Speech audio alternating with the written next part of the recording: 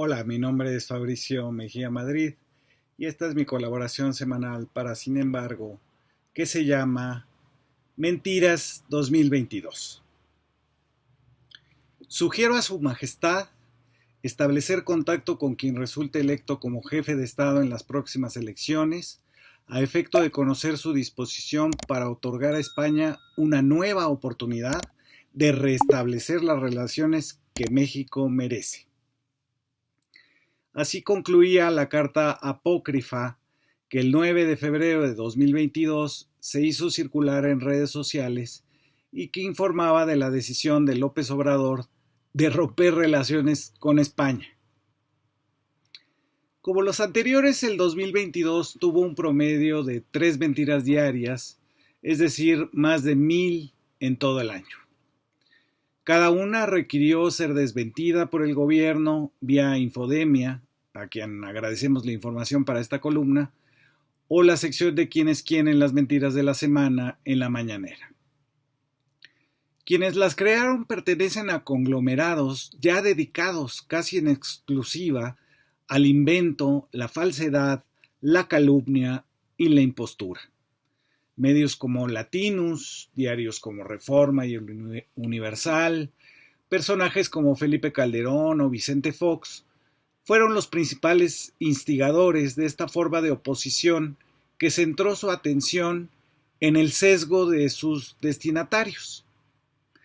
Esa inclinación tuvo en 2022 tres temas centrales: la figura del presidente, unas veces enferma, otras en supuestos acuerdos con el narco o espiando a sus opositores; la revocación de mandato y la reforma política que secretamente eran una forma del presidente para reelegirse; y las obras del gobierno que se inundaban, salieron carísimas o beneficiaron a los familiares de los secretarios o del mismo presidente.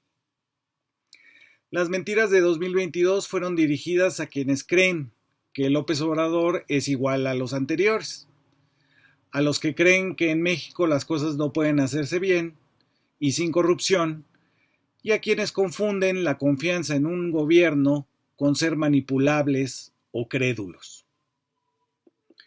Esta columna, con datos de infodemia del Sistema Público de Radiodifusión del Estado Mexicano, no puede hacer el recuento completo de las mentiras, pero eligió para su despliegue elegir las 12 uvas del año.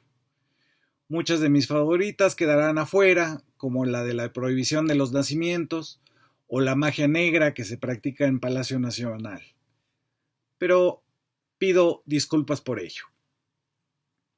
Empecemos. El 11 y el 24 de enero se dieron a conocer respectivamente la muerte por COVID del presidente López Obrador y un doble infarto que le habría dejado inhabilitado en el hospital militar. Esta historia sería retomada el 17 de febrero por Denuncia Ciudadana CDMX y luego, 8 meses después, por Latinus, a quien un grupo de hacktivistas llamado Joacamaya, le dio la información, según esto, directamente de los correos electrónicos de la Defensa Nacional. El problema con el presidente es que aparece a diario en conferencias de prensa y en giras por todo el país. Es cuando uno se pregunta, ¿qué sentido tiene mentir sobre la muerte del presidente si no es como un experimento para medir cuánta gente cae y lo difunde? Febrero fue el mes en que se insistió en un conflicto de interés fabricado con muy poca habilidad. La casa de Houston que había alquilado la esposa de uno de los hijos del presidente a cambio de contratos de Pemex a quien ni siquiera había trabajado en la compañía Baker Hughes en esos años. Nada coincidió, ni las fechas, ni el absurdo de dar contratos a cambio de pagar el alquiler de tu casa, y sin embargo fue el notición de febrero al que no le importaron los desmentidos del propio empleado de Baker Hughes, la auditoría de una compañía estadounidense, los contratos de arrendamiento publicados por La Jornada, ni el hecho de que al final el propio reportero dijera que eran inferencias. En redes fue una información de 84% de retweets, es decir, sin opinión de sus usuarios, a un ritmo de 400 por cada 5 minutos, lo cual demuestra el uso de bots. Luego se trató de vincular a otro empresario, ahora de Vidanta, en un conflicto entre concesiones turísticas y la visa del mismo hijo del presidente, pero la versión agonizó porque los contratos eran del sexenio de Peña Nieto. En marzo, todo giró en torno al nuevo aeropuerto Felipe Ángeles, construido en tiempo récord y sin deuda. Se le dijo de todo, que la torre de control estaba chueca, que un cerro estorbaba los aterrizajes, que los baños no tenían agua y que solo tenía una pista y no 3. Pero a la inauguración le imprimieron verdadera poesía, que los invitados eran militares vestidos de civil, que eran acarreados, que llevaban sus despensas con arroz y aceite. Para documentarlo, usaron una foto, que era de diciembre de 2019, de un acto del PRI en Ecatepec. Sin duda la mayor mentira fue la de Milenio, cuando aseguró que una señora que vendía tlayudas en la parte de afuera era en realidad una concesionaria de los locales comerciales, que tiempo después se dijo que eran para ambulantes o para piratería, cuando ahí se hizo una exposición de mezclilla artesanal.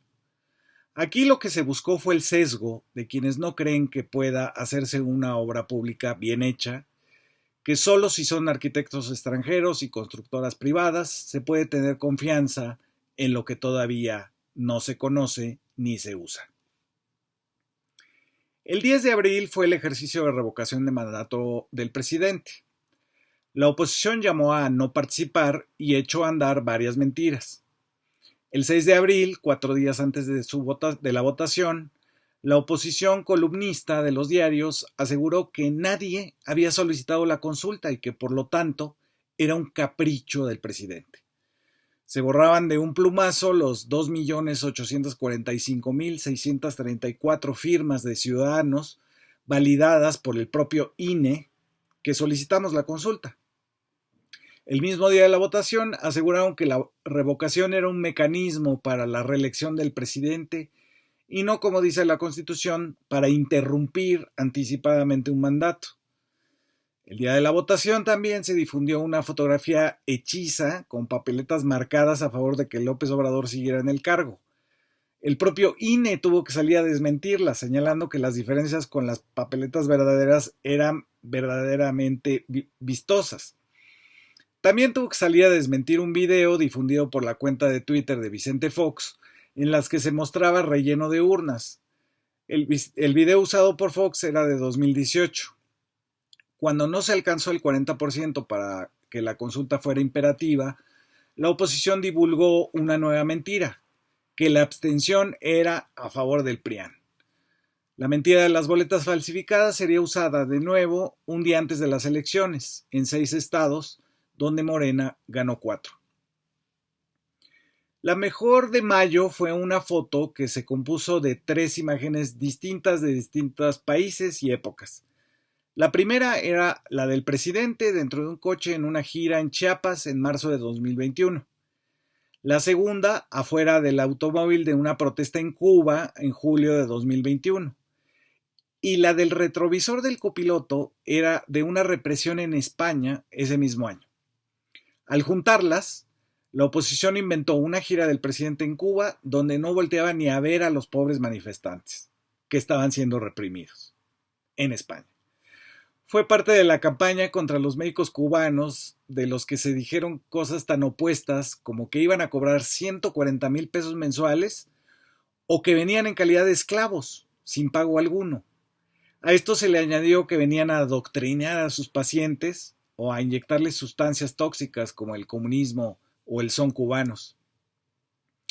Ante su derrota en 4 de las 6 gobernaturas, la oposición gastó millones en 197,000 mensajes en redes sociales que trataron de vincular a Morena, al presidente y a algunos senadores con el crimen organizado.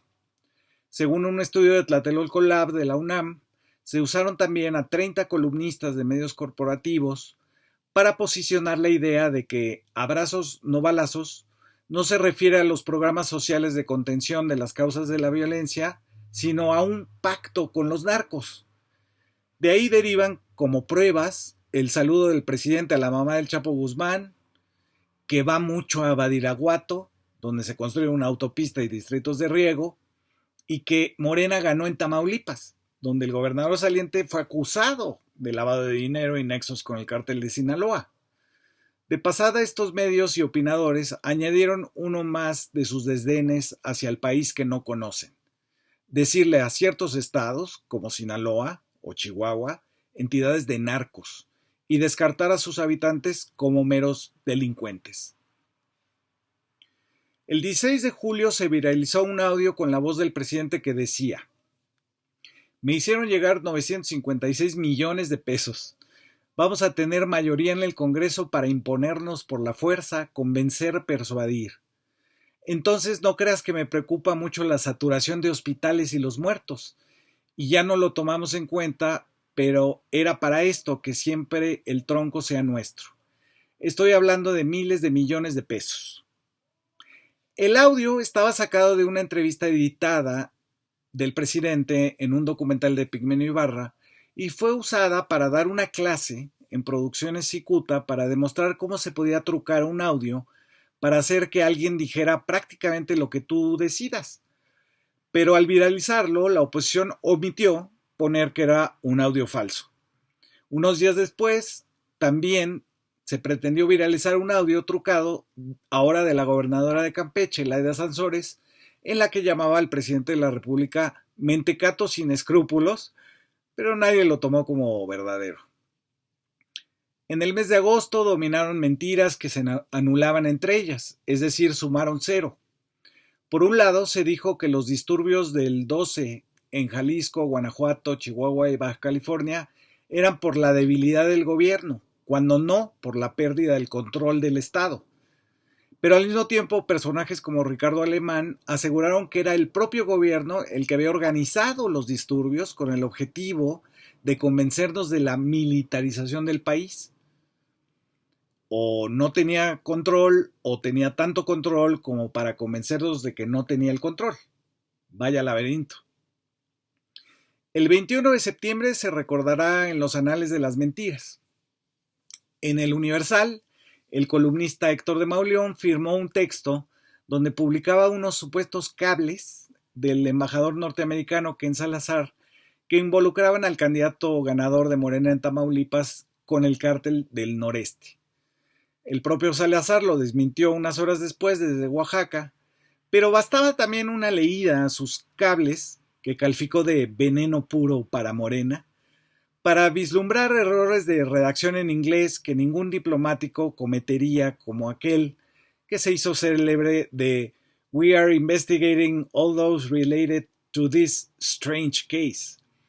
Ante el desmentido y el ridículo de la redacción en inglés, de Mauleón, como en sus anteriores mentiras sobre las vacunas, por ejemplo, ni se disculpó. Solo se preguntó con cierta desidia: ¿me engañaron? ¿Me equivoqué? En octubre, la derecha mediática se dedicó en tiempo y dinero a darle aire a lo que de inicio nació desinflado. La supuesta bomba que tiraría el gobierno de López Obrador, los Guacamaya Leaks. La combinaron con una acusación de que el ejército espiaba con Pegasus a unos periodistas que trabajan para Mexicanos contra la Corrupción, de Claudio X González, y a otro más acusado de tener nexos con el crimen organizado, otra vez en Tamaulipas. Pero lo de Guacamaya, que apareció en el portal Latinus de la familia Madrazo y financiada por el exgobernador de Michoacán, Silvano Aureoles, eran capturas de pantalla que todavía tenían el cursor a la vista, correos electrónicos de la Defensa Nacional y seguimientos de prensa del tipo que hacen a diario todas las dependencias del gobierno. Lo más destacado fue un correo que avisaba del mal estado de salud del presidente. Aseguraba que padecía de gota en un pie. La gota motivó que algún entusiasta del golpe blando dijera que era causal de incapacidad de López Obrador para gobernar. Ante el fracaso de las guacamayas, sacaron de contexto una frase de López Obrador sobre Francisco y Madero, en la que dijo: este ejército, y lo he dicho muchas veces, surgió para combatir un golpe de Estado, a los conservadores, a los fifís, que se atrevieron a asesinar al presidente Madero. Denise Dresser y Chumel Torres leyeron que el presidente López Obrador iba a usar el ejército contra ellos. Se asumieron como fifís. Ya sin miedo al enloquecimiento en público, Dole Esteves, corresponsal en Washington, inventó que México le había comprado un sistema de espionaje a Rusia, llamado GLONASS, pero luego se supo que era para la cooperación en satélites para la telefonía celular. El 3 de noviembre, el periódico Reforma tituló así una nota en portada: El Mayo y el Chapo tendrán su museo en Badiraguato. La nota, reproducida por Sergio Sarmiento y Manuel Cloutier, era mentira. La obra en Sinaloa es un mirador y un museo de cultura regional. Pero para quienes piensen que hay estados y habitantes narcos, pues suponemos que la cultura regional en Sinaloa no puede ser sino delincuencial. El año terminó como empezó, con una mentira sobre la salud de algún funcionario.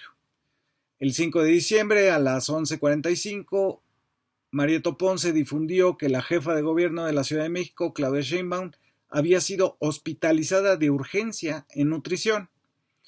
Una hora más tarde, Claudia estaba rindiendo su cuarto informe de gobierno. Hasta aquí las mentiras de 2022. En lugar de lo que era habitual en todos los fines de año, el balance, el recuento de lo sucedido, ahora lo que prevalece es el repertorio de lo que no ocurrió. Trataron de que lo creyéramos y lo difundiéramos. Pero yo sé que usted no lo hizo. Si lo hubiera hecho, no estaría viendo esta columna. Feliz 2023.